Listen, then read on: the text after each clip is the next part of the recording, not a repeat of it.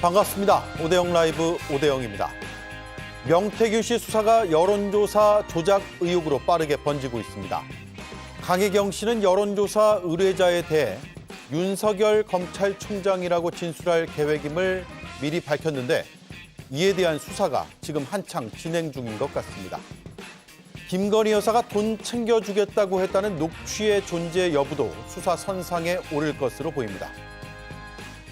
윤석열 대통령이 또 특검을 거부했습니다. 한 번도 두 번도 아니고 세 번째입니다. 3~4번은 몰고 올 파장이 완전히 다릅니다. 징역 3년을 구형받은 박정훈 대령, 지난주 법정에서 눈물을 흘렸다고 합니다. 법률 대리인인 김규현 변호사를 단도직입해서 인터뷰하겠습니다. 함께할 네 분 소개해드리고 이수진 앵커의 브리핑으로 시작하겠습니다.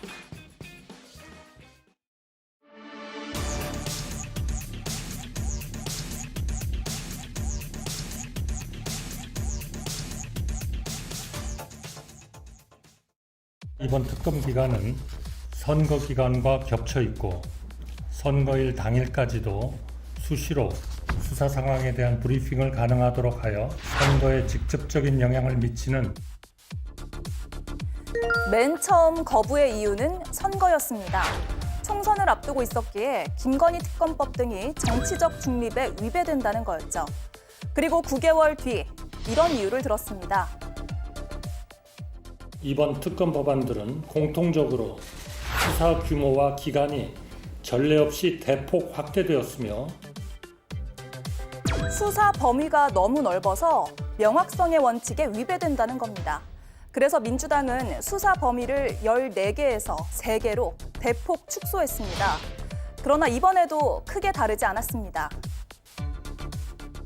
두 차례나 국회에서 폐기된 특검 법안을 야당이 또다시 강행 처리하려는 이유가 무엇인지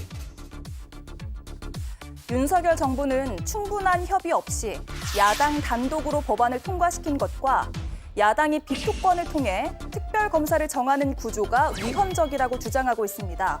하지만 이쯤 되면 야당이 뭘 해도 받아들일 생각이 없는 걸로 의심된단 말까지 나오고 있습니다. 죄를 지은 자는 누구든 처벌받는 것이 보편적 상식 아닙니까?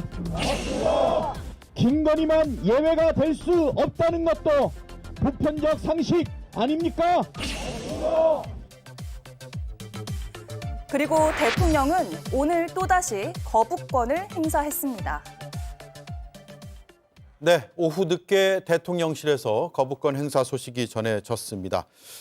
역시나 위헌적이라는 이유가 크겠죠?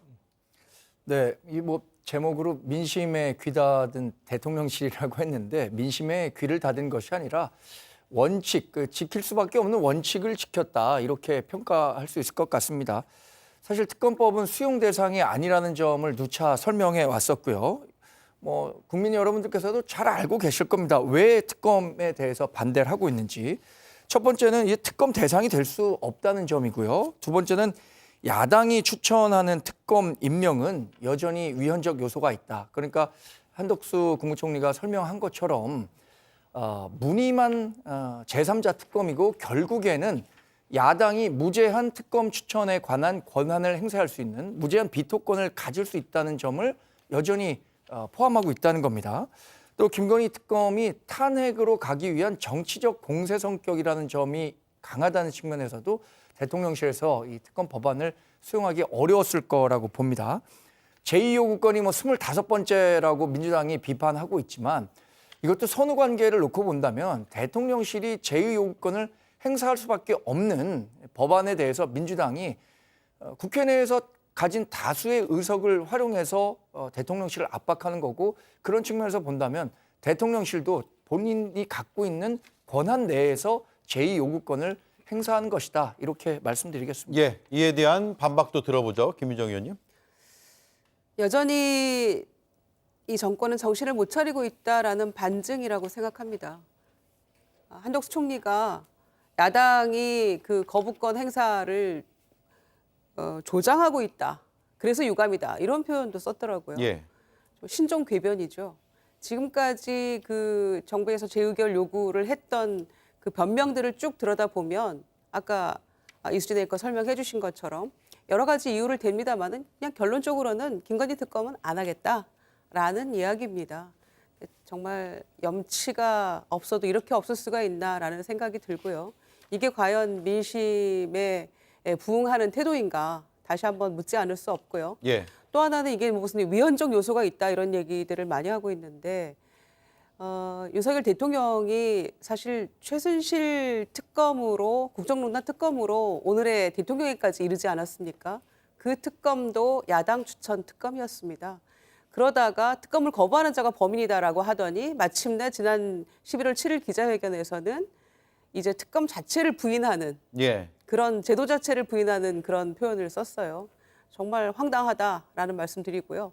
그다음 법무부에서는 이미 수사 중이거나 뭐 종결이 된 건에 대해서는 특검할 수 없다라고 얘기하는데 그게 아니라는 반증들이 역사적으로 많이 있잖아요. 이를테면 다스 실소유주 관련해가지고도 검찰 특수본에서 수사했고 그다음에 특검을 해서 끝냈지만은 마침내 서울중앙지검장으로 온 윤석열 당시 지검장이 다시 한번 특검을 통해서 2018년에 이게 유죄가 되잖아요. 예. 그런 케이스도 있고 최순실 국정농단 특검 때도 검찰 특수본에서 수사 중인 거를 그대로 특검에서 물려받았거든요. 그러니까 법무부의 주장도 한덕수 총리의 주장도 다 궤변입니다. 그리고 사실과 다른 것들이 있다는 거죠. 그래서 민심에 부응하기 위해서 핸드폰 바꾸는 게 쇄신이 아니고요.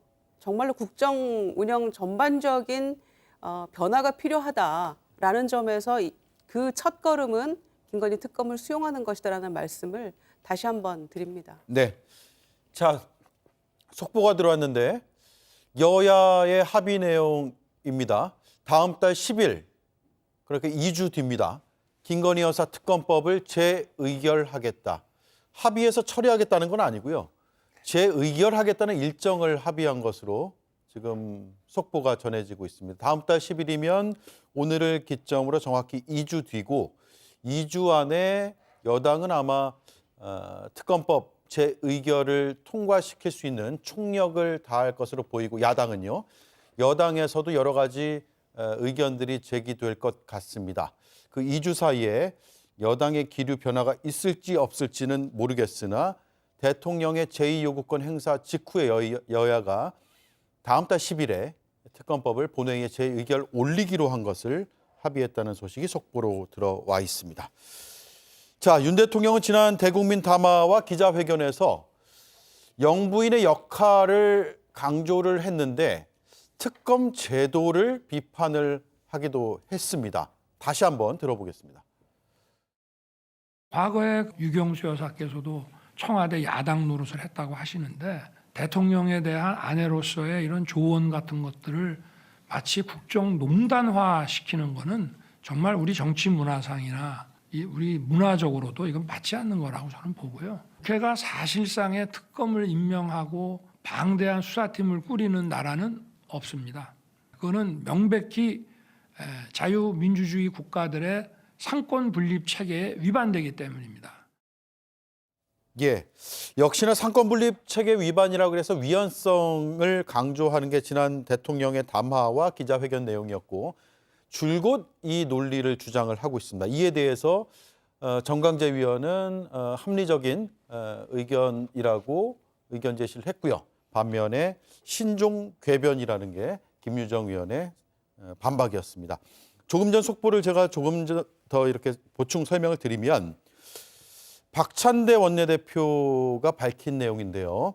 오늘 추경호 원내대표와 우원식 국회의장 주재로 3자 회동이 있었습니다. 그 자리에서 의사 일정을 합의한 내용이고 다음 달 10일 김건희 여사 특검법을 재의결하기로 했다는 겁니다. 네, 우원식 국회의장과 추경호, 박찬대 원내대표가 함께 만났고요. 양당의 원내수석인가요? 네, 원내수석 대표까지 함께 회동을 했습니다. 자, 저 기자회견 후에 대통령은 위헌을 주장했지만 여론은 어떻게 달라졌을까요? 여론은 여전히 김건희 특검법에 찬성이 많은 상황인데요. 64% 찬성, 반대는 26%에 그치고 있습니다. 모름과 무응답이 10%, 조사 기간은 2024년 11월 18일부터 20일까지. 그러니까 가장 최근의 조사고요. 대통령의 기자회견이 한참 지난 뒤입니다. 김영현 위원님, 네. 이렇게 과반 넘는 여론, 물론 여론만으로 특검을 할 수 있는 건 아니지만 계속 부정적인 평가 상위에 김건희 여사가 등장하고 있고 여론도 특검을 뒷받침하고 있다면 위헌적이라는 논리로만 일관하기는 역부족 아닐까요? 예, 설령 위헌이라고 하더라도 이제 국민적 여망이 있으니까 그 국민적 여망을 받아서 해야 되는 것이 아니냐라는 말씀이신 것 같은데요.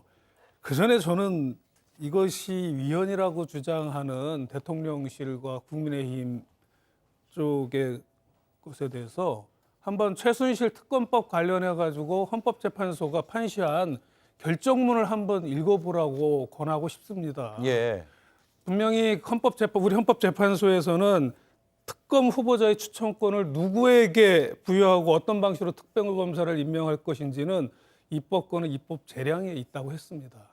더구나 대통령이 수사 대상이 될지 모르는 사건에 관한 특검법은 더더욱 그런 특검법에 있어서는 입법권은 입법 재량이 더 크기 때문에 야당에 의해서만 특검 후보자를 추천하게 해도 우리 헌법상 합헌이다라는 것을 명시적으로 결정을 했습니다. 예. 그런데도 불구하고 지속적으로 이것이 상권분립에 위배된다라는 이야기를 하고 있거든요. 그런 걸 보면서 지금 여당이나 대통령실이 우리의 헌정 질서를 무시하는 것 아닌가? 이 헌법재판소가 속해 있는 사법권의 결정을 무시하는 것 아닌가? 대놓고 무시하는 것이 아닌 이상은 다른 위헌 사유를 다른 것들을 든다면 몰라도 동일한 헌재에서 판단한 것에 대해서 지속적으로 말씀하시는 것이 저는 굉장히 좀 민주사회 이론으로서 좀 불쾌하다는 생각이 듭니다. 그리고 또한 현재의 검찰이 최고 권력자들에 대해서는 부채춤을 추고 지금 민주당 이재명 대표를 비롯한 전 정부 인사에 대해서는 지금 칼춤을 추고 있다는 것을 우리 국민 모두가 다 지금 대부분이 알고 있습니다. 그렇기 때문에 지금의 검찰의 이 김건희 여사와 관련된 수사를 맡겨놨다가는 지난번 주가 조작 사건이나 명품백 사건에서 정말 택도 없는 이유를 대면서 무혐의한 것처럼 이 사건이 유야무야 될 것이라고 대다수의 국민들이 다 생각하고 있는 것 아닙니까? 예, 그렇다면은 민주국가의 대통령이라면 그것도 자신의 아내와 관련된 일에 대해서 이렇게 터무니없는 위헌 사유를 들이대면서 이렇게 세 번째 제2 요구를 하는 것은 저는 권한남용이라고 생각합니다. 예, 이게 헌법에 대한 최고 판단 기구는 헌법재판소고요. 헌법재판소의 헌법 결정례를 보면은 입법 재량이라고 나와 있긴 한데 지난번에 정광재 의원이 짚어주신 부분은 조금 더 상세한 내용이 있어요. 그러니까 네. 여야의 합의를 그렇습니다. 밝히고 있다는 얘기잖아요. 그러니까 지금 두 분이 말씀하신 것 다 이해합니다. 그런데 다스라든가 2016년에 있었던 특검과 지금의 특검 관련해서 완전히 좀 다른 부분은 당시에는 특검 선정에 있어서 여야가 특검을 하는 데 있어서 여야가 완전히 합의를 해줬고 이 특검 추천 권한을 국회에서 야당에 완전히 양보를 했기 때문에 당시로서는 위헌적 요소가 없었다고 봅니다. 그러나 지금은 대통령도 반대하고 국민의힘도 반대하고 여야가 합의를 충분히 이뤄내지 못한 상황에서 야당이 특검 추천 권한을 오롯이 갖는 것에 대한 위헌성을 제시하는 거니까 과거의 특검과 지금이 완전히 같기 때문에 그때 논리대로라면 지금도 받아야 되는 거 아니냐. 예. 이게 똑같이 등치될 수는 없다는 말씀을 과거에도 드렸고 지금도 대통령실은 같은 논리로 설명을 하고 있는 겁니다. 그렇군요. 지금 우리 헌법의 국회의 의결 정족수를 정한 규정에는 여야 합의에 의한 의결을 정한 것은 전혀 없습니다.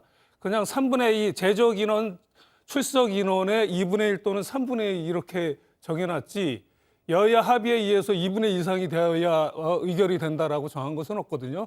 여야 합의라는 것은 전혀 헌법적인 수사는 아니고요. 제가 볼 땐 정치적인 수사에 불과합니다.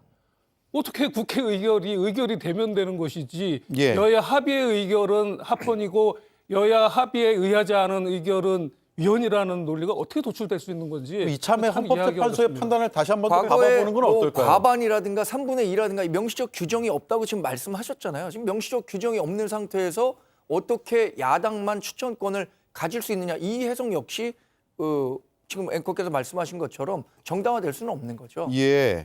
자, 어쨌든 지금 거부권 행사는 세 번째이고 이렇게 논리 대 논리로 부딪히고 있고 과거의 헌법 결정 사항을 보면은 분명히 입법 재량이라고 나와 있긴 한데 그에 대한 해석들이 좀 다를 수 있다라는 점을 지금 말씀을 드리는데 김용남 의원은 어떻게 보셨습니까? 일단 그 과거에 우리가 특검을 할 때 특히 대통령에게 가까운 가족이나 권력 핵심부의 의혹에 대한 특검을 여야 합의로 처리했던 것은 사실은 그런 부분에 대해서 대통령이나 여당이 그 합의를 해줬던 거죠. 예. 특히 대통령의 가족, 직계 가족과 관련된 의혹에 대해서는 그거는 특검을 거부할 명분이 없다고 생각을 했기 때문에 합의를 해줬기 때문에 여야 합의로 또 대부분의 경우에 야당 추천 특검으로 그 시행이 됐던 것입니다. 그런데 이런 어떤 관습적인 헌법적 관행이 있었던 것인데 이 이른바 이런 관습적인 헌법 관행을 지금 이 정부 들어서는 깨고 있는 거죠. 어떤 예. 면에서는 관습헌법에 반한다는 의미에서 지금 대통령의 거듭된 거부권 행사 그리고 특검법 합의에 응하지 않는 여당의 행태가 일종의 반헌법적인 거예요. 제가 보기에는. 예. 그전에 내곡동 특검이나 뭐 다 합의를 해줬고 거의 상식적으로 야당에게 특검 추천권을 줬었거든요. 그리고 이 특검에 지금 반대하는 대통령실이나 여당의 논리가 이 특검이 탄핵으로 가기 위한 정치적인 공세다, 야당의 공세다 이런 주장을 하는데 특검은 특별 검사입니다. 검사는 뭐 그게 지금 있는 검사든 아니면 특별히 임명되는 검사든 다 법원에 의한 사법적 통제를 받을 수밖에 없습니다. 그렇기 때문에 없는 범죄 혐의를 만들어내거나 정말 아무런 잘못이 없는 사람을 구속하거나 이럴 수는 없어요. 법원에서 다 영장 단계에서 또 재판 단계에서 통제가 들어가기 때문에요. 그렇기 예. 때문에 특검 수사가 이루어지면 탄핵으로 바로 직결된다라는 정부와 여당의 주장 자체가 그 행위자가 본인이 한 일을 가장 잘 알기 때문에 예.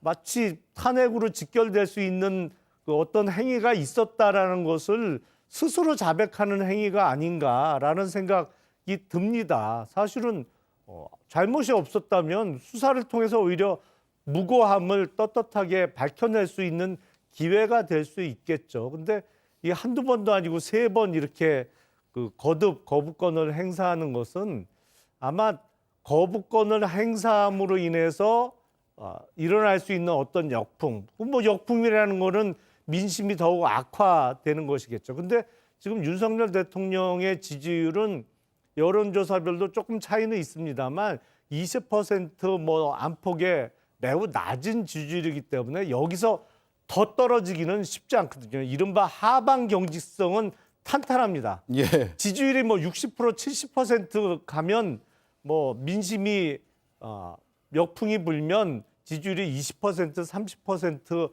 떨어질 수는 있겠습니다만 지금 20% 지지율에서 마이너스 지지율이라는 거는 뭐 논리적으로 나올 수 없잖아요. 그러다 보니까 특검 수사가 시행됐을 때 불러올 수 있는 어떤 자신들에 대한 불이익을 염두에 둘 때 이렇게 거듭 거부권을 행사하고 있는 상황 아닌가라는 생각이 듭니다. 예. 자, 이거 제가 종합해 보니까 또 이런 논리도 있네요. 그러니까 지금 여당에서 반대하는데 반대해서 합의가 안 되면 위헌이다. 근데 여당에서 찬성을 하면 여야 합의가 되기 때문에 합헌이 된다. 그러면 위헌과 합헌을 가리는 거는 지금 국민의힘 마음인가라는 생각도 들고 그런데 국민의 요구에 반대를 하면은 그것이 또 위헌 아닌가라는 생각도 들고 그러니까 이 헌법의 해석은 어떤 기준으로 어떤 판단을 하느냐에 따라서 각자 좀 다를 수 있기 때문에 2주 뒤에 재의결을 한다고 하니까 그날 이 헌법적 논쟁을 우리가 다시 한번 토론을 해보고 오늘은 이렇게 좀 열어놓고 이 부분은 좀 마무리하면 좋을 것 같습니다. 자, 김 여사 특검법에 대한 제2요구안이 의결된 직후에 민주당 의원들은 용산 대통령실을 찾아서 긴급 기자회견을 열었는데요. 들어보겠습니다. 100번 양보해서 대통령 말대로 특검이 위헌이라면 검찰총장 윤석열은 대통령이 되지도 못했을 것이고 이 정권은 애초부터 탄생하지 말았어야 할 정권 아닙니까? 양심이 있다면 진심으로 사과하고 수사를 받겠다고 해야 하는 것 아닙니까? 25번째 거부권 남발 윤석열 대통령 거부한다! 거부한다! 네, 오늘 민주당에서 명태균 리스트에 포함된 여당 의원들은 재표결에서 빠져야 한다 이런 주장까지 나왔는데 이게 과한 주장인지 아닌지 좀 갑론을박이 있을 것 같습니다. 먼저 김유정 의원님. 아마 명태균 리스트 우리가 얘기도 했었습니다만 27명인가 그렇잖아요. 뭐 더 늘어날 수도 있다고 했는데 해당되는 현역 의원들, 그때 현역이 아닌 분들도 있었으니까요. 현역 의원들은 진작에 명태균 게이트가 포함되기 전에 김건희 특검법을 통과시킬 거 그랬다라고 후회하는 분들도 있을 것 같아요. 예.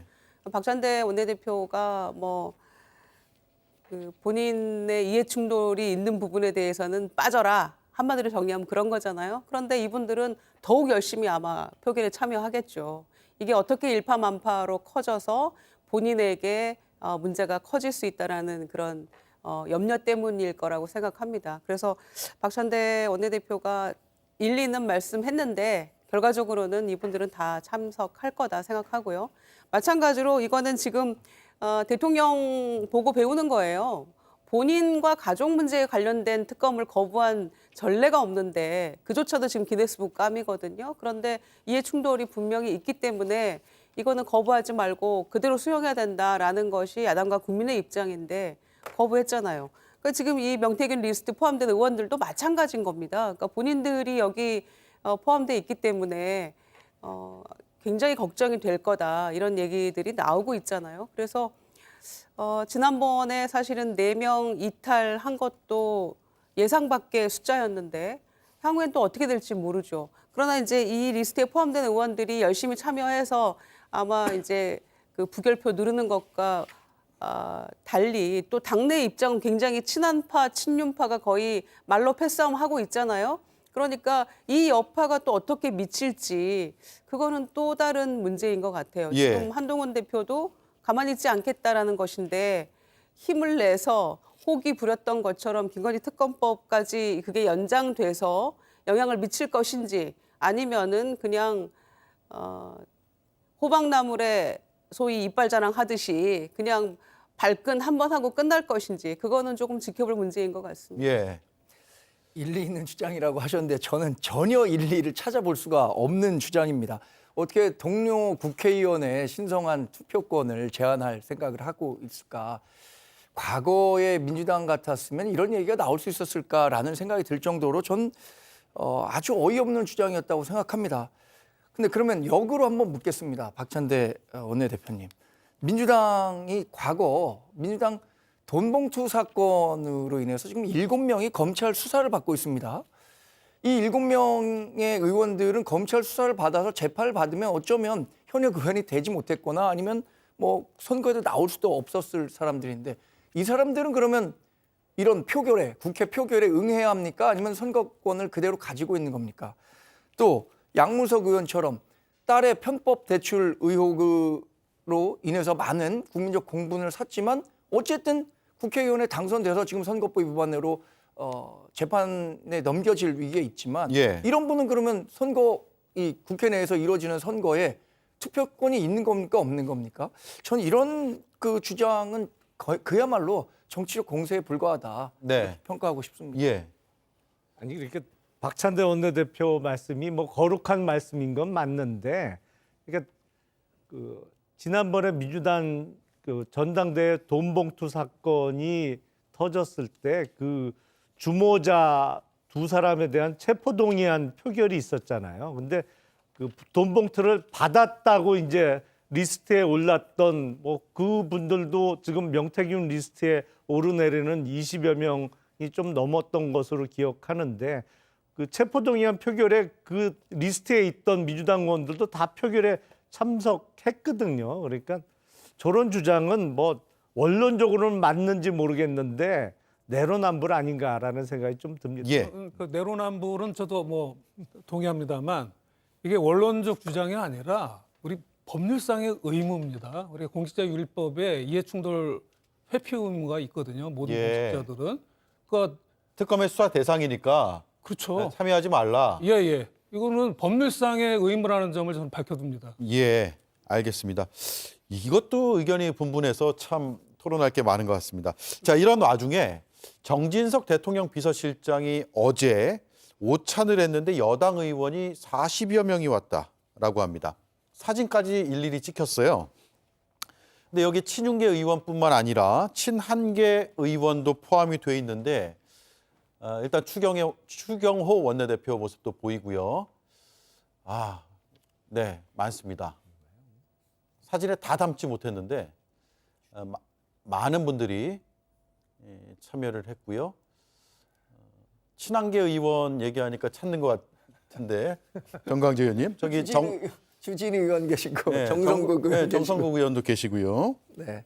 그래서 아니, 친한계 근데 의원도 여기에 있습니다. 친윤계, 친한계의 의미를 예. 그렇게 둘 필요는 없다고 생각합니다. 그러니까 왜 모였을까요? 그 비서실장이 국회의원 40명을 모아서 밥을 먹는다? 아니, 최근에 그 국정감사 다 끝났고 예. 뭐 예산 편성과 관련해서도 정부에 뭐 전달할 의견도 지금 있을 거고요. 예. 관련해서 한 거지 이게 김건희 여사 특검을 앞두고 뭐 표단속을 위한 모임이었다 이렇게 예단해서 말씀드리기는 어려운 모임이라고 생각합니다. 표단속은 아니다. 예. 그러면 세과시는 어떻습니까? 그런데 그렇게 생각한다면 비교적 한동훈 대표와 가까운 분들도 많이 모였으니까 예. 그런 의미보다는 여하튼 당과 대통령실의 유기적 협조를 좀 당부하는 자리가 아니었나 이렇게 생각하고 있습니다. 예, 근데 저런 장면은 처음 그러니까 본 것 같은데 저도 그런 저는. 생각이 들어요. 그러니까 뭐 당정 협의차 그 행사가 있을 수는 있는데 그런 공식적인 행사 말고 대통령 비서실장이 여당 국회의원을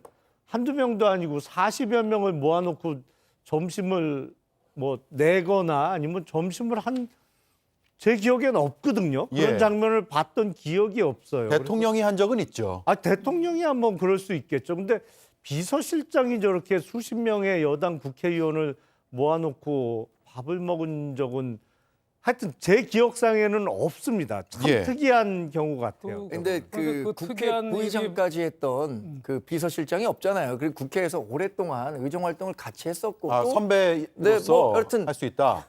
전반적으로 이거에 대해서 정치적 의미를 자꾸 부여하려고 하면은 한도 끝도 없는 거고요. 예. 뭐 대통령 비서실장이 뭐 충분히 같이 밥 점심할 한 끼 수 있는 먹자. 거죠. 근데 예. 정치적 의미를 부여하지 않을 수 없는 게 이게 재의결 요구 하루 전날이란 말이에요. 그리고 이런 일이 언제 일어났습니까? 아니, 근데 비서실장이 대표까지는 아직 시간이 여당 많이 의원 남아 있습니다. 40명과 점심을 먹은 일이 있었습니까? 재의결 요구 전날에 그런 것이고 그다음에 이 비서실장이 또 뭐 평소에 일을 찾아서 하시는 분이라든지 아니면 대통령실을 확고하게 장악을 해서 비서실장의 권한을 행사하시는 분이라면 그래도 일말에 이해라도 가겠지만 그런 분이 아니잖아요. 자, 그 김유정 의원 보시기 어때요? 지금 뭐 청와대에서도 오래전에 근무를 하셨고 또 당에도 쭉 있었기 때문에 저런 장면을 뭐 경험했을 수도 있을 것 같은데 보셨어요? 거의 없다고 봅니다. 예. 그리고 정광재 대변인 말씀하신 거는 그냥 꿈보다 해몽이라고 생각해요. 그렇게 말씀하시는 고충도 이해는 합니다. 그런데 대통령 비서실장이 여당 의원들 40여 명하고 오찬을 한다. 그것도 11월 28일 원래 예정대로 하면 재의결이 이제 이번 주 목요일로 예정이 됐었잖아요. 그러니까 누가 봐도 이거는 뭐 아니라고 해도 부인할 수 없는 그냥 오해 살 만한 일을 하는 거죠. 그리고 무엇보다도 뭐 친한계 의원도 보인다 이렇게 얘기를 하는데 108명 의원 전체에게 다 식사합시다라고 요구를 했는데 시간 되는 40여 명이 간 건지 예. 아니면 콕 집어서 40여 명을 비서실장이 같이 합시다라고 한 건지 이거는 좀 따져봐야 될 문제예요. 예. 108명 전체를 초대했는데 40여 명이 갔다면 뭐 이해가 돼요. 한편 이해가 됩니다. 그 설명하신 얘기가. 그런데 그게 아니라고 보여지는 거 아닙니까? 그리고 모두에게 다 이 위로하고 예산 문제 뭐 이런 거 잘 합시다라고 하는 차원이라면 당대표고 뭐고 전부 다 같이 해야지 맞는 거죠. 그런데 일부만 이렇게 간다는 것은 있을 수 없는 일이고요. 더군다나 대통령 비서실장이 이렇게 편가르는 듯한 뭔가 예. 파벌을 형성하는 듯한 이런 거 차원은 말이 안 되는 것 같고 더군다나 재의결 앞두고 이렇게 하는 것은 지난번에 4명의 이탈표가 굉장히 뼈아팠던 것이고 이번에는 안 된다. 당부하는 차원이라고밖에 해석이 안 되는 거죠. 그런데 이제 같이 밥 먹은 것도 이 의미 없어지는 게 부질없는 점심이었다는 게 12월 10일로 이제 이게 연기가 됐잖아요. 예. 한 번 더 한 번 더 하나요? 먹어야 될 것 같다는 예. 생각이 아니 드는데요. 근데 저는 정진석 비서실장이 만약에 국민의힘 소속 108명의 현역 국회의원 다 초청했다고 하더라도 매우 부적절하게 보여요. 왜냐하면 그 정도 전원을 초청할 수 있는 사람은 우리나라에 3사람밖에 없습니다. 예. 그러니까 국회의장, 국회의장. 그리고 당대표, 예. 그리고 대통령. 대통령. 예. 그 3명을 빼고는 전원의 국회의원을 상대로 초청한다는 것도 이상해요. 근데 저렇게 모이면 밥값은 누가 내나요?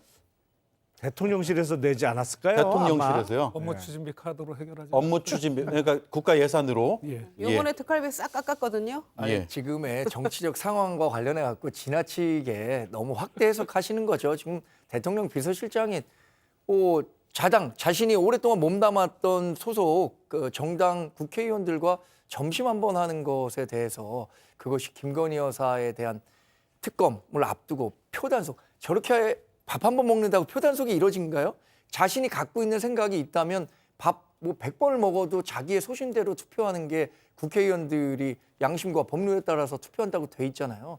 그러니까 지나친 정치적 확대 해석은 뭐 이렇게 적절하지 않다라고 알겠습니다. 말씀드립니다. 네, 정강재 위원의 말씀으로 마무리하는 게 좋을 것 같습니다. 네, 다음 이슈 이수진 앵커가 브리핑하겠습니다. 몇 번에 나누어서 3,300만 원을 보냈다는 보도를 보고 저도 깜짝 놀랐습니다. 그리고 명태균 씨 측에서 나온 그 수차례에 걸쳐서 무슨 여론조사를 했다는 13번의 미공개 여론조사를 보고 처음에 제가 가진 의문은 진짜로 이걸 했나? 이걸 왜 했나? 오늘 오세훈 서울시장은 기자회견을 열었습니다. 후원 회장 김 씨가 여론조사 비용을 대납했다는 의혹에 대해 모르는 일이라고 선을 그었습니다. 명태균 씨에게 여론조사를 의뢰한 적도 결과를 받아본 적도 없다는 건데요. 그러나 강혜경 씨의 말은 달랐습니다. 근데 직접적으로 이제 의뢰를 안 했지만은 보고서는 보고가 된 걸로 저는 알고 있어서 그렇습니다. 13번 정도의 자체 조사가 있었고 공표 조사까지 포함을 하면 개수가 더 많은데 우리끼리 보려고 그렇게 많이 하진 않거든요. 오 시장이 정치자금법 위반 혐의를 받고 있는 사이 검찰에선 어제 오늘 강혜경 씨 조사가 진행됐습니다. 강 씨는 자신이 대선 때 여론조사를 조작한 사실을 인정하고 왔다고 밝혔습니다. 강 씨는 여론조사의 의뢰자가 윤석열 총장이라고 생각한다 말해왔었는데 과연 수사의 종착지가 대통령이 될지 주목됩니다. 네, 제가 지난주에 9번째 검찰 조사 받고 나온 강혜경 씨 인터뷰를 했을 때는 여론조사와 관련된 검찰 수사는 아직은 이루어지지 않았다라고 했거든요. 그런데 10번째가 어제였고 오늘 11번째 소환을 받았습니다. 어제 오늘 여론조사와 관련된 의혹에 대해서 집중적으로 검찰에서 묻고 있다고 하는데 강혜경 씨는 오늘 창원지검에 출석하면서 이렇게 밝혔습니다. 어제 혹시 어떤 조사에서는 보통 어떤 얘기 먼저 나왔는지 어제는 다 여론조사 관련 건만 집중해서 조사를 받았고 네. 그 마무리를 다 못하고 지금 나와서 지금 오늘 다시 출석을 하는 거거든요. 오늘도 아마 다 여론조사. 네, 김정희 의원님. 검찰 수사 방향은 이제 여론조사 쪽으로 가고 있는 것 같아요. 그 끝이 어딘지는 모르겠지만. 일단은 강혜경 씨는 이제 공익 제보자 신분이죠. 예. 그리고 여론조사 이제 관련해서 조작에 자기가 참여했다라고 그 진술한 것은 본인의 법적 책임을 감수하고서라도 진실을 밝히겠다는 의지라고 저는 판단합니다. 우리가 명태균 게이트를 얘기할 때 잊지 말아야 될 그 줄기를 꼭 다시 한번 상기시켜 드리자면, 첫째는 김건희 여사 관련 공천 개입 문제입니다. 두 번째가 바로 이 여론조사, 여론 조작 문제가 있는 거죠. 그리고 세 번째가 제2국가산단 지정과 같은 그런 이권 개입 문제, 줄기가 세 개인데, 지금 명태균 씨하고 강혜경 씨는 정치자금법 위반 혐의로 이제 조사를 계속 받았어요. 그 김영선 의원도 마찬가지고. 예. 그랬는데 이제는 여론조사, 여론조작 쪽으로 가는 것 같아요. 수사가 옮겨가는 것 같아요. 그래서 오세훈 시장 얘기도 지금 나오는 거고, 이준석 그 의원 같은 경우에는 이제 공천 개입 관련해서 전화를 했니 안 했니 이런 얘기 합니다만은, 본인이 부르면 가지고 있는 거 다 얘기하겠다라고 하고 있으니까 그 문제는 또 공천 개입으로 갔을 때 얘기할 수 있는 거겠죠. 그래서 이제는 여론조사, 여론 조작 문제로 수사가 좀 확대되고 있는 것이다. 그래서 아마 오세훈 시장권도 나오고 관련한 다른 명태균 소위 리스트에 포함된 의원들, 뭐 자치단체장들도 아마 불러서 조사할 수 있겠죠. 예. 그렇게 확대됩니다마는 그 정점은 저는 대통령 부부이기 때문에 이 건과 관련해서도, 왜냐하면은 가장 먼저 우리가 기억하는 것이 여론조사 해주고 그 비용 받으러 갔는데 김영선 공천 받아왔다라는 거였지 않습니까? 돈은 못 받고. 그러니까 정점은 결국 마침내 가야 될 종착역은 대통령 부부인데, 지금은 이제 여론조사 관련한 문제들, 조작 문제들이 이제 시작 단계에 있다고 봐야겠죠. 네. 그러나 멈추지 않고 기차는 달려가는 것 같아요. 네, 김용남 의원님. 수사 기법상 지금 정도 되면 여론조사와 관련된 어떤 조사를 할까요? 일단은 그 로 데이터, 여론조사를 했을 때 처음에 생성되는 로 데이터는 들여다 봤을 거고요. 예. 그와 관련해서 이제 가장 잘 알고 있는 강혜경 씨를 상대로 어제 오늘 계속 조사를 하는 거죠. 그리고 이제 어떻게 바뀌었느냐. 그 다음에는 이 여론조사 조작된 결과가 어느 경로로 누구까지 전달됐느냐. 결국엔 그게 핵심이겠죠. 근데 예. 그 부분이 가장 어려운 수사가 될 겁니다.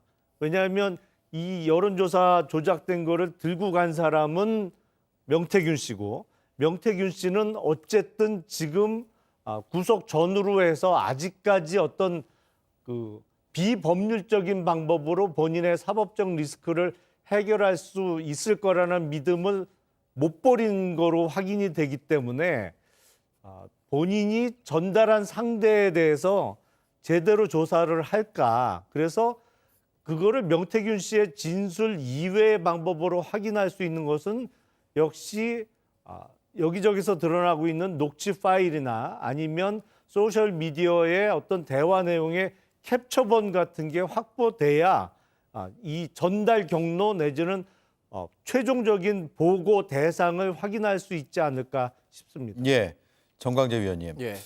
강혜경 씨 제가 만났을 때 뭐 여러 진솔한 인터뷰 내용들이 많았는데 그 중에서 무응답층의 답변을, 그러니까 누군지 뭐 홍준표다, 윤석열이다 이렇게 응답하지 않은 무응답층의 대답을 윤석열 후보로 바꿨다라고 인터뷰에서 밝혔거든요. 그리고 저 내용을 검찰 가면 그대로 진술하겠다고 얘기했었어요. 네. 그러니까 검찰에서도 강혜경 씨가 주장하는 것이 그런 여론 조작이 실제 있었는지 없었는지, 또 그것이 법적으로 어떤 문제가 있는지 없는지에 대해서 판단을 할 겁니다. 예. 그리고 그것이 명태균 씨가 본인 스스로 요청을 한 것인지, 아니면 명태균 씨 윗선에 다른 사람이 이런 여론 조작이 필요하다라고 얘기를 해서 예. 조작 과정이 이루어졌던 건지, 이런 것들에 대한 수사가 이루어져야겠죠. 그런데 지금 상식적으로만 놓고 본다면 명태균 씨가 이제 정치 컨설턴트로 활약을 하면서 자신의 몸값과 영향력을 확대하기 위해서 그것을 보여주는 사람이 누가 됐는지는 뭐 특정해서 말씀드릴 수는 없겠습니다만, 네. 그러기 위해서 개인적인 일탈을 했을 가능성이 가장 큰 거 아니겠어요? 명태균 씨 선에서. 그렇죠. 지금 그것에 대해서 그러면 그때 당시에 캠프에 있었던 사람이 명태균 씨에게 그 조작된 여론조사를 갖고 와봐, 이런 식으로 얘기했을 거라고는 저는 생각하지 않거든요. 그건 검찰 조사에서도 아마 명태균 씨가 뭐 자신의 기억이나 아니면 어떤 유불리에 따라서 그 대응 방법이 좀 달라질 수 있지만요. 그래서 결국에는 명태균 씨나 강혜경 씨가 실제로 여론조사 과정에서 조작을 했었는지 이런 부분에 대해서 법률적 책임을 질 게 있는지 없는지 이걸 이제 뭐 검찰이 결국에는 수사로 얘기를 해야 되는 거겠죠. 예. 자, 그 부분인데 강혜경 씨는 명태균 씨의 지시를 받고 일을 했고 그 이상은 직접 만난 것은 아니기 때문에 전해 들은 얘기를 하고 있거든요. 근데 지난주에 출연해서는 조사가 시작되면 일단 검찰에 다 진술하겠다면서 의뢰자는 윤석열 검찰총장 후보로 자신은 알고 있었다라고 하면서 그걸 검찰에 다 진술할 것이라고 말했습니다. 일단 들어보겠습니다. 아직까지 여론조사 관련 건은 조사를 정확하게 다 안 돼서 예. 추가로 이제 추석했을 때 아마 이 부분이 조사가 될 것으로 예상이 됩니다. 그 윤석열 당시 후보한테 보여야 된다, 보고를 해야 된다 이렇게 얘기를 했기 때문에 저는 의뢰자가 명태균 씨보다는 윤석열 총장이라고 저는 생각을 하거든요. 당시 예. 후보. 그러면 앞으로 검찰 조사에서 여론조사에 대한 신문이 있을 텐데 네. 검찰에 나가서도 같은 기억들을 이야기하실 네, 계획입니까? 그렇습니다. 네, 김영현 위원님. 검찰에서 저런 진술을 동일하게 한다고 하면 굉장히 중요한 진술로 받아들여질 수 있나요? 그렇다고 봐야 되겠죠. 그 전에 명태균 씨가 강혜경 씨한테 통화한 그 통화 녹취에서도 그 윤석열 후보에게 보고해야 할 여론조사 뭐 빨리 어떻게 됐어라고 이제 물어보는 그런 대목이 나오지 않습니까? 예. 그걸 다 모두 보면은 적어도 윤석열 후보가 여론조사에 보고를 요구했다는 거거든요. 보고를 요구했다는 것은 결국은 다른 말로 여론조사를 의뢰했다는라고 평가를 할 수 있는 거겠죠. 예. 예. 보고를 의뢰한 것인지 아니면 명태균 씨가 보고를 해야겠다고 마음을 먹어서 한 것인지는 아직 좀 밝혀지지 않은 부분이긴 않은 한데. 부분이긴 한데 지금까지 나와 있는 것은 뭐 저쪽에서 자꾸 보고를 요구한다라는 그런 녹취가 나와 있거든요. 예. 그것만을 놓고 본다면은 보고를 요구한 것이고 보고를 요구했다는 것은 여론조사를 의뢰했다는 것입니다. 예. 그런데 지금 만일에 여론조사를 의뢰를 했으면 당연히 여론조사 비용을 줘야 되지 않겠습니까? 그런데 여론조사 비용 3억 7,500만 원을 안 줬다는 겁니다. 그러면 이제 당장 요 대목에서 문제가 되는 게 이게 여론조사 비용이 이제 정치 자금인데 일종의 정치 자금을 수수한 것이 되는 거거든요. 윤석열 후보와 명태균 사이에. 예. 그러면 정치자금 수수가 적법하려면 정치자금법에 따라서만 수수를 해야지만 적법하거든요. 그렇지 않은 건 다 정치자금법 위반이 됩니다. 그러면 이것은 일단 정치자금법 위반이 되는 것이고, 그리고 만일에 처음부터 이 여론조사 비용을 주는 대신에 나중에 내가 대통령이 되면 인사청탁도 받고 공천청탁도 내가 받아줄게. 네. 라는 어떤 그 묵시적인 약속하에서 그렇게 됐다면 이게 이제 이른바 사전수뢰죄가 됩니다. 사전수뢰죄라는 것은 공무원이 될 자가 담당할 직무에 관하여서 금품을 수수 요구 약속하고 나서 공무원이 된 때 이제 사전수뢰죄가 되는 거거든요. 네. 이게 사전수뢰죄가 되는 것이고, 또 하나 지금 실제로 김영선 의원 공천이 이루어졌다는 것 아닙니까? 공천 청탁에 따라서 공천이 이루어졌다는 거니까 이렇게 되면 이제는 수뢰 후 부정처사죄로까지도 나아갈 수 있는데, 네. 이런 점들이 다 이번 창원지검 수사 단계에서 좀 더 명확하게 되는 게 자연스러운 수순일 텐데, 과연 그런 자연스러운 수순이 검찰에서 이루어질지는 좀 지켜봐야 될 것 예. 같습니다. 검찰의 의지의 문제도 분명히 있겠죠. 그리고 강혜경 씨는 어쨌든 본인이 기억하는 뉘앙스와 당시 정황들로 지금 이야기를 하고 있기 때문에 명태균 씨의 진술까지 다 맞춰봐야 된다는 점을 말씀을 드리고, 강혜경 씨가 또 하나 이제 주장했던 것은 인터뷰 때요, 여론조사 비용과 관련해서 명태균 씨에게 김건희 여사가 돈을 챙겨주겠다고 했다라는 얘기를 들었고, 그 김건희 여사의 녹취가 있는 것으로 자기는 알고 있다라고 말했습니다. 이 부분도 수사 대상이 될 것으로 보이는데 일단 들어보겠습니다. 저한테는 없지만 존재할 겁니다. 일단 첫 번째 명태균 씨가 갖고 있을 건데 지금 이제 구속이 됐기 때문에 누군가에게 전달이 돼 있을 거로 생각합니다. 명태균 씨에게 여론조사 비용 금액을 챙겨주겠다라고 하는 대통령입니까? 아니면 대통령 부인입니까? 대통령 부인. 네, 김영남 의원님. 검찰 수사는 저런 부분까지 다 짚겠죠? 아, 그럼요. 예. 뭐 지금 창원지검에 출석해서 조사를 받고 나온 사람들한테 비공식적으로 좀 확인해 보면 적어도 수사팀의 수사 의지는 어느 정도는 있는 것 같아요. 예. 그러니까 대통령 부부에 대해서 불리한 진술을 하더라도 그게 다 조서에 빠짐없이 남아 있고 이런 게 그 확인이 됐기 때문에 뭐 불리한 내용은 아예 진술을 안 받는다든지 이런 식으로 지금 허투루 수사를 하는 것 같지는 않고요. 그게 이제 최종적으로 검찰의 기소 결정까지 이룰 수 있는지는 지켜봐야 되겠습니다만 저런 강혜경 씨의 진술에 대해서도 확인을 지금 하고 있는 것으로 보입니다. 근데 역시 그 핵심 인물은 명태균 씨인데 명태균 씨가 진술을 제대로 안 할 때에는 이른바 지금 아직 존재가 드러나지 않고 있는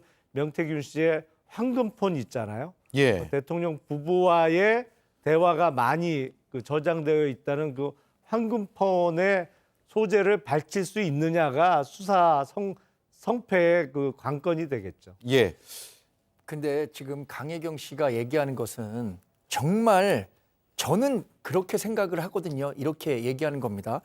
완전히 개인적 생각과 추측의 영역을 얘기하고 있는 거예요. 네. 강혜경 씨는 저 실체적 진실에 대해서 접근할 위치에 있지도 않고 그것을 확증할 만한 어떤 근거를 갖고 있지 않은 상태입니다.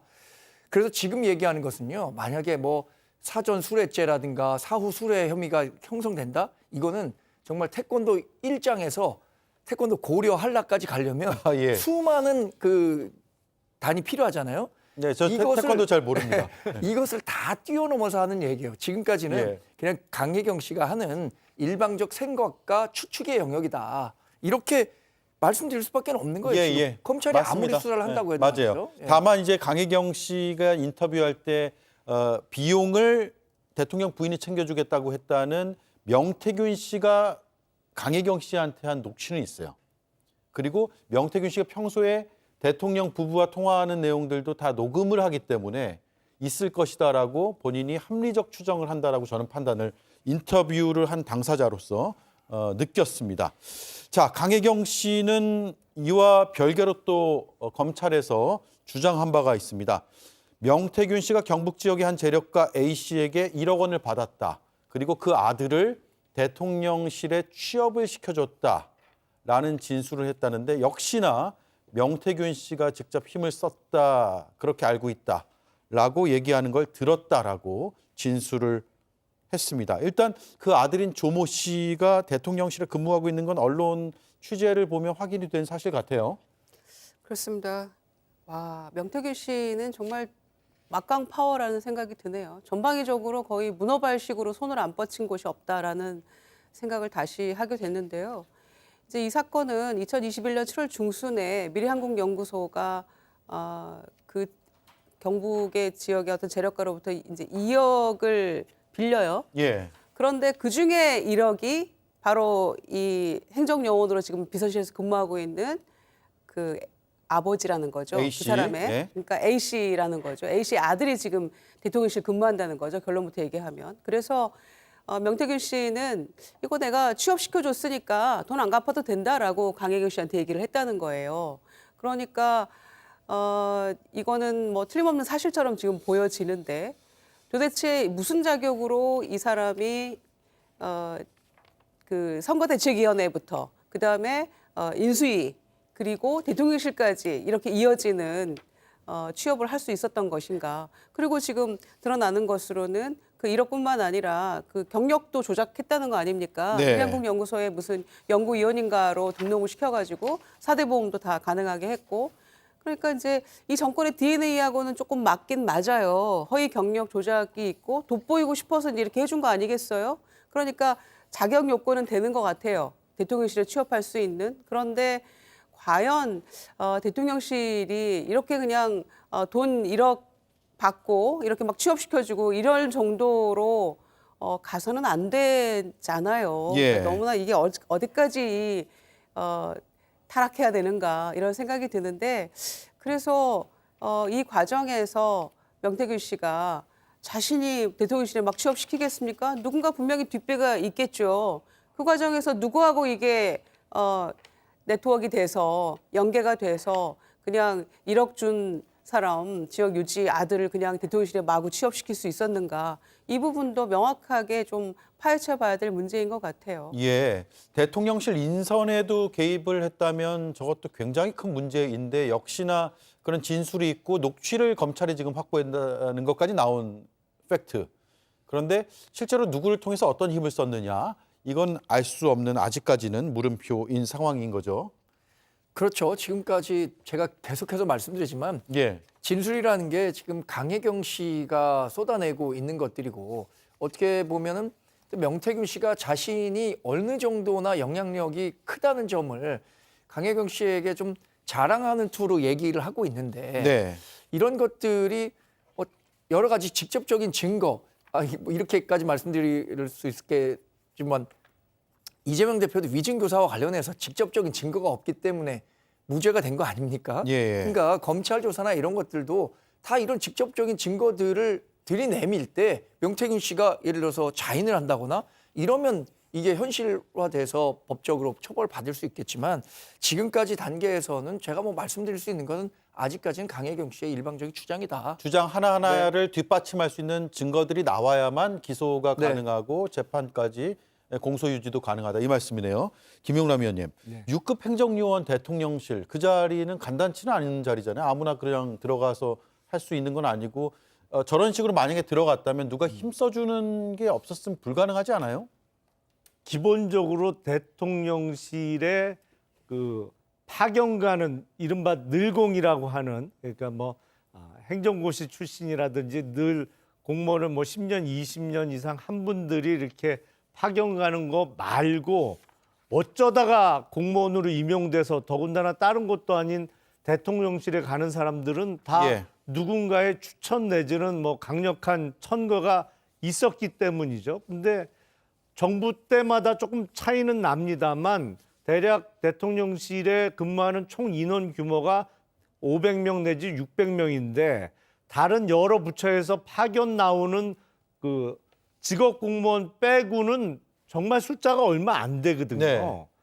그 중에 한 명, 그게 뭐 6급이라도 그 중에 한 명 자리로 들어갈 수 있다는 거는 어마어마한 능력을 인정받았거나 아니면 어마어마한 어떤 추천이 있었기 때문이거든요. 그 경력 보면 대충 알죠. 근데 경력을 조작할 정도의 인물이라면 뭐 능력이 뛰어나서라기보다는 뭐 이른바 소위 그 백이 좋아서 들어갔다고 보는 게 맞겠죠. 예, 김영현 의원님 청와대 근무했을 때도 네. 여러 이제 어떻게 들어와서 일하게 되는지 이런 것들에 대한 것들을 많이 보셨을 텐데 이런 케이스라면 이건 백이 있어야 되는 겁니까? 없어도 되는 당연히 겁니까? 백이 있어야죠. 당연히 있어야 되나요? 그게 보면은 누굴까요, 뭐 그 백이? 그 한마디로 스펙이라는 게 없어서 4개월간의 미래한국연구소 경력까지 조작했다는 거잖아요. 예. 제가 청와대에 있을 때는 정말 그 미국의 유수의 대학을 나온 사람도 이력서 제가 수십 장 받아가지고 제 책상에 그냥 둔 적이 있습니다. 예. 채용하지 않고요. 예, 아예 들이밀지도 않고요. 그러니까 그 정도로 이 대통령실에 들어가는 것은 어떤 권력의 힘이 작용하지 않는 한은 일반인들이 들어가기는 좀 어려운 예. 것입니다. 그런데 그 입직 경로라는 게 있잖아요. 사실 청와대에 이 사람이 어떤 경로를 통해서 청와대나 대통령실에 근무하게 됐는지에 대한 경로가 있습니다. 그런데 가장 대표적인 경우가 대선 캠프를 같이 뛰는 경우예요. 대선 캠프에 같이 뛰는 사람은 자신의 명운을 걸고 어떤 후보가 대통령이 될지 안 될지 모르는 상황에서 그 선거를 돕게 되면 그때 공헌했던 바를 인정받아서 대통령실에 갈 수도 있는 거거든요. 예. 지금 뭐 A 씨의 아들이라는 분도 대통령 캠프서부터 활동을 했다는 겁니다. 그러니까 그것이 반드시 뭐 누군가의 금전적인 이해관계 때문에 여기 가서 일하게 됐다라고 단정해서 얘기할 수는 없다는 거죠. 저는. 아니요. 그 인수위에서 일했다는 거 아닙니까, 조 씨가? 그러니까 대선 캠프에서도 있었고 인수위에서 그러니까 있었습니다. 그런데 자, 예. 1분 안 남았거든요. 자, 대표로 김용남 위원님 말씀하시고 마치게요. 캠프 멤버 중에 극히 일부만 인수위까지 갑니다. 예. 그리고 인수위에 들어갔던 사람들 중에 극히 또 일부만 대통령실까지 갈 수 있어요. 그러니까 이 경력하고 이렇게 보면 답은 나옵니다, 사실은. 예. 알겠습니다. 여기까지 하죠. 네 분 말씀 잘 들었고요. 다음 주에 또 뵙겠습니다. 고맙습니다.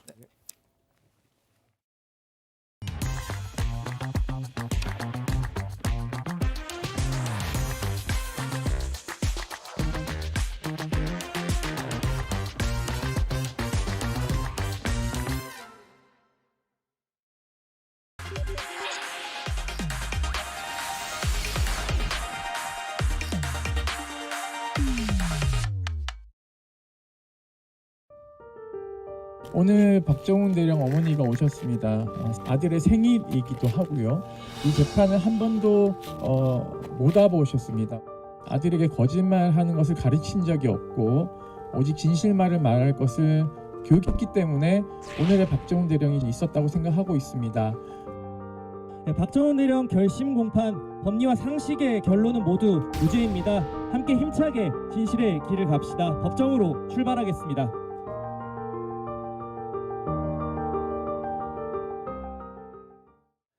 네, 오대영 라이브의 간판 코너 단도직입을 시작하겠습니다. 항명과 상관 명예훼손 혐의로 재판에 넘겨진 박정훈 전 해병대 수사단장이 군 검찰로부터 징역 3년을 구형받았습니다. 그날 법정 곳곳에서 눈물이 터져 나왔다고 합니다. 박 대령의 법률 대리인 김규현 변호사 나와 있습니다. 어서 오십시오.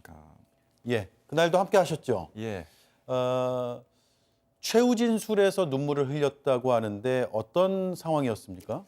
네, 저도 예상치 못했는데 변호인단이 먼저 최후 진술을 한 번씩 하고요. 그다음에 마지막으로 이제 피고인이 박정훈 대령님이 최후 진술을 하는데 마지막에 그 최해병과의 약속을 지킬 수 있게 해달라라고 법원에 이제 간절하게 호소하는 그 부분에서 말을 잇지 못하셨어요. 옆에 제가 앉아 있었는데 옆을 보니까는 얼굴은 보이지 않지만 제가 옆에 있어서 어깨부터 이렇게 허리까지가 이렇게 파르르 떨리는 그런 모습을 제가 볼 수가 있었습니다. 예, 검찰 구형 직전이었네요. 맞습니다. 예, 구형 이후. 구형 이후에요. 예, 3년 구형 직후였습니다. 이후에 마지막 진술 그렇습니다. 시간이었네요. 예. 어머니도 그날 재판을 지켜보셨고 저희 화면에서 잠깐 맞아요. 언급이 됐습니다만 그리고 박 대령의 그날 생일이기도 했고요. 그렇습니다. 어머니는 어떤 말씀을 하셨을까요? 어머님은 뭐 구체적으로 말씀을 잘 잊질 못하셨어요. 너무 슬퍼하셨고 어째 이럴 수가 있노, 이렇게 되면 안 된다, 변호사님 잘 부탁드린다, 이런 말씀을 계속해서 하셨고 예, 그렇지만 뭐 이 사건 저는 잘 되리라고 보기 때문에 뭐 그렇게 잘 말씀을 드렸습니다. 네, 김규현 변호사는 무죄를 확신하시나요?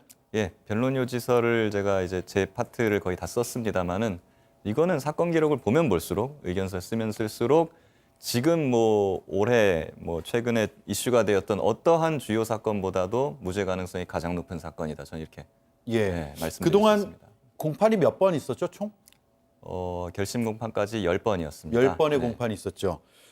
군 검찰에서는 이런 주장을 합니다. 군 지휘 체계와 기강에 악영향을 끼쳐서 엄벌이 필요하다라고 했는데 그러면서 3년 구형했거든요. 이 3년이 형시항명죄의 최고 구형량입니까? 네, 그렇습니다. 예. 상한인데 뭐 변호인단 입장에서는 저희는 예상은 했습니다.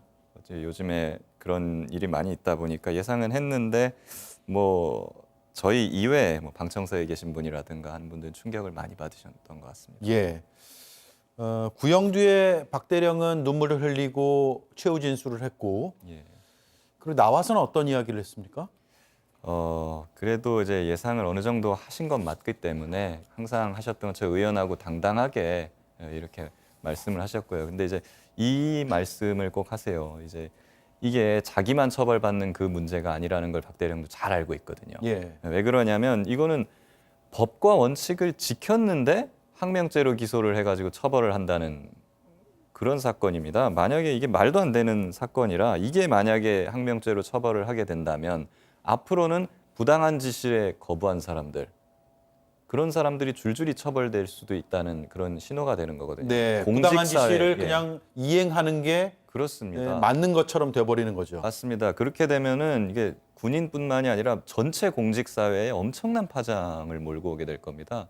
그래서 저는 공직사회에 계신 분들이 이 사건 재판을 굉장히 주시하고 있다. 예. 그런 분위기가 지금 존재하는 걸로 알고 있어요. 예, 군 검찰의 주장 중에서 뭐 다 받아들이기 어렵겠지만 특히나 이건 굉장히 불합리하고 비이성적이다라고 네. 보신 부분이 있을까요? 네, 그 부분은 군 검찰 주장 중에서 도대체가 맞는 부분, 이건 인정할 수 있는 부분이 하나라도 있느냐라고 질문을 하시는 게 더 좋을 것 같아요. 아, 하나라도 예, 있느냐? 이거는 정말 처음부터 끝까지 구속영장 청구 단계 때부터 허위 공문서가 작성돼가지고 있지도 않은 사실을 주장하면서 청구가 됐고 예. 정말 그 말도 되지 않고 있지도 않은 그런 것까지 만들어내면서 공소 제기가 이루어서 재판이 계속 열렸던 것이기 때문에 처음부터 끝까지 허위로 점철된 주장입니다. 그렇기 때문에 저희는 군 검찰이 말하는 거 하나하나에 있어서 예. 전부 다 동의를 할 수가 없습니다. 동의할 수 있는 부분이 단 하나도 없나요? 그렇습니다. 예. 그래서 무죄를 주장하시는 예. 거고요. 자, 최상병 특검 얘기로 넘어가 보겠습니다. 이게 많은 국민적 요구가 있었지만 결국 잘 안 됐잖아요. 예. 뭐 언젠간 될 수도 있겠지만 네. 그래서 국정조사로 일단 방향을 좀 야권에서는 틀어서 예. 진행하고 있는 것 같습니다. 그렇습니다. 국정조사로 하는 것과 특검 조사는 차이가 그래도 꽤 있어 보이는데 네, 상당한 차이가 있죠. 예, 어떤 한계가 보이세요? 네, 그래서 저는 여전히 특검이 가장 좋은 방법이다, 최선의 방법이라고 생각을 하고 있습니다. 근데 3번이나 가로막히면서 어떻게 보면 차선책으로 국정조사를 추진하는 건데요. 국정조사 가장 큰 차이점은 강제 수사 권한이 없습니다. 예. 그래서 특검처럼 뭐 압수수색을 할 수도 없고 강제로 소환을 할 수도 없고 구속을 할 수도 통화 없다는, 내역도 압수색으로 예. 다 보고 이럴 수도 없는 거죠. 맞습니다. 예, 전부 다 임의적으로 하는 거기 때문에 그 사람이 나오지 않으면 뭐 강제로 끌어오기도 상당히 좀 곤란한 상황이 예. 발생이 동행명령장을 많이 하고요. 발부하더라도 안 나오면 그만인 거죠. 실효성이 많이 없죠. 역대 예. 국회에서 동행명령장이 발부됐지만 실제로 그거에 의해서 구인한 사례가 거의 없습니다. 대부분 뭐 이제 도망을 가거나 어디 있는지 못 찾거나 이런 문제가 있기 때문에요. 그리고 휴대폰도 뭐 강제로 확보를 할 수도 없고요. 예. 그러면 국정조사를 하려다가 오히려 아니 국정조사까지 했는데 별거 나온 거 없지 않느냐 이런 논리 제공만 하는 꼴이 되는 건 아닐까라는 걱정도 드는데. 뭐 그런 의견이 있을 수도 있는데 다만 그렇다고 해서 국조가 전혀 필요가 없다라고 보지는 않습니다. 예. 왜 그러냐면은 국민들께서 이 사건을 알아야 되는 부분이 아직 많이 남아 있거든요. 지금까지 뭐 청문회라든가 국감이라든가 이런 걸 많이 했습니다만은 하루짜리잖아요. 예. 그렇기 때문에 주요 증인들만 부를 수 있었고 못 부른 사람들이 굉장히 많고 못 다룬 주제가 굉장히 많습니다. 그러한 점을 한 번씩 다 짚어보면서 논리적으로 이게 뭐가 잘못된 것인지를 살펴봐서 국민들께 이걸 소상히 보고드리고 그걸로 인해 가지고 특검의 필요성을 좀 더 환기하는 그런 네. 차원에서 충분한 의미가 있다. 저는 그렇게 생각합니다. 그러면 국정조사로 시작해서 국정조사로 끝나는 게 아니라 시작은 국정조사로 하지만 결국 특검의 문을 열기 위한 국정조사로 가야 된다. 이 말씀이네요. 그렇습니다. 그리고 국감이나 청문회에 나오지 못했던 그런 증인들, 이분들은 실무를 담당하는 분들이기 때문에 예. 훨씬 더 구체적인 증언을 해줄 수가 있거든요. 그 과정에서 뭔가가 더 나올 수도 있는 것이죠. 예. 최상병 순직 1년 4개월이 지나가고 있습니다. 국정조사가 되더라도 수사로 이어질지는 아직 미지수인데 특검이 어떻게 될지 모르니까요.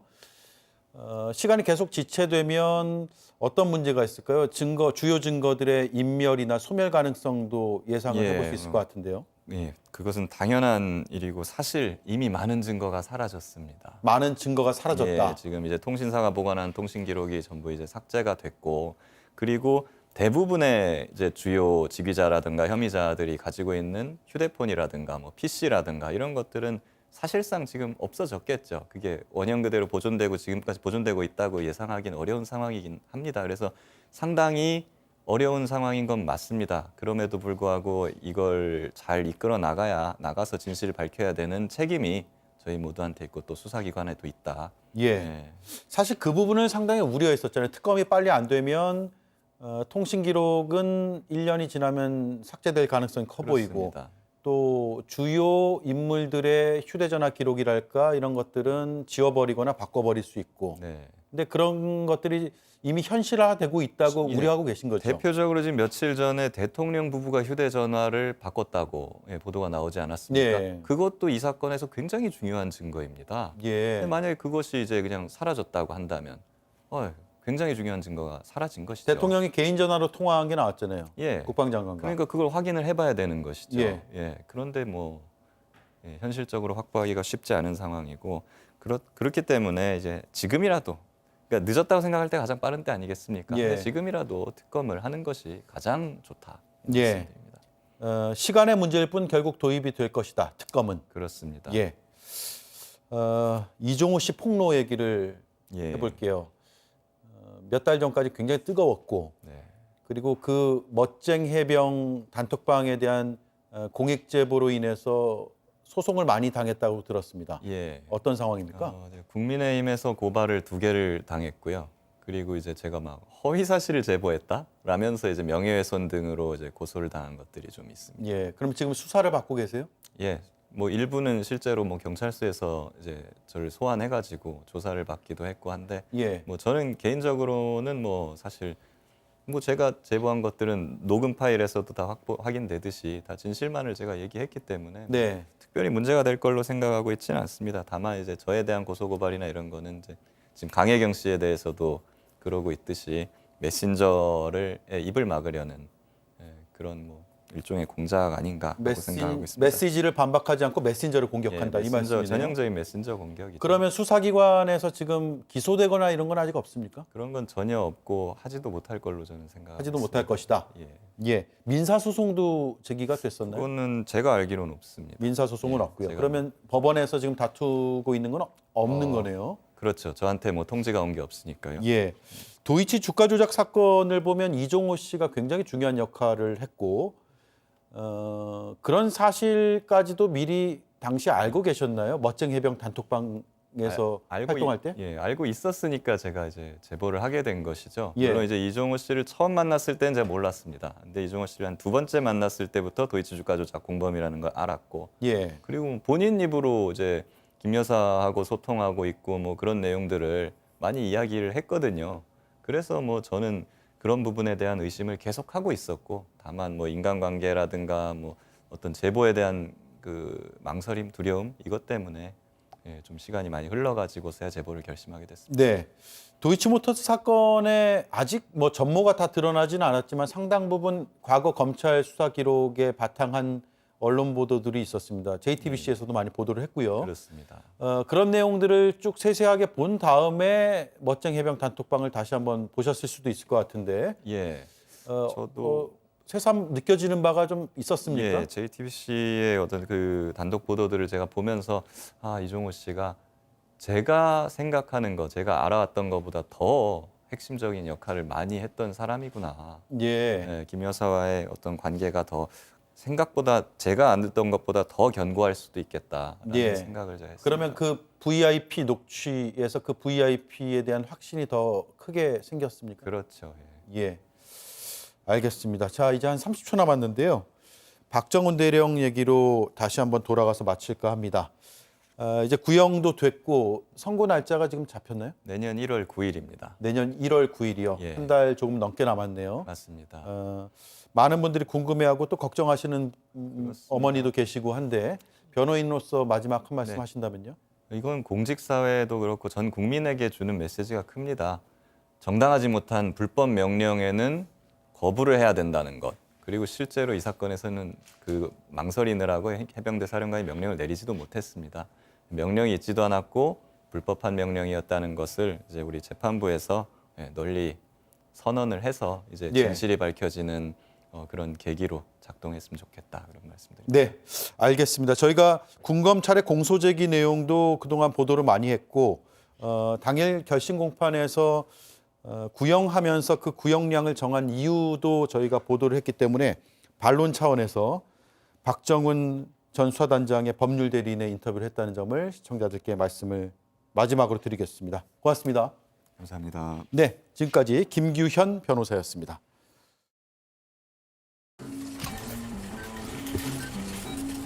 Sleep. 그럼 계속 그렇게 사시든가요. 특허받은 얇은 난로, 얼굴을 살리는 요즘 면도. Boys Be Slick. Sleep. 건강한 뼈는 단단한 뼈를 말하는 거죠. 뭐? 그런 당연한 소리를. 그럼 그대로 챙기시죠. 단단하게. 기능성 원료인 유단백 추출물 인체 적용 시험 결과 골밀도 골강도 증가 확인. 약해진 뼈를 단단하게. 뼈엔 MVP.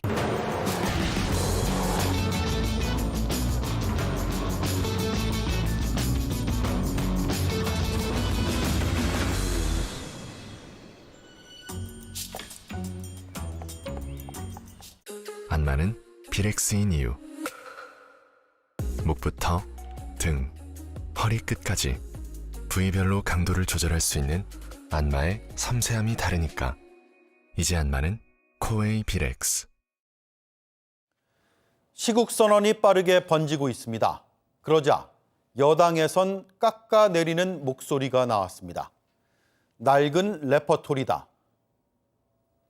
민심 판독력 결핍이 무척 안타깝습니다. 거부,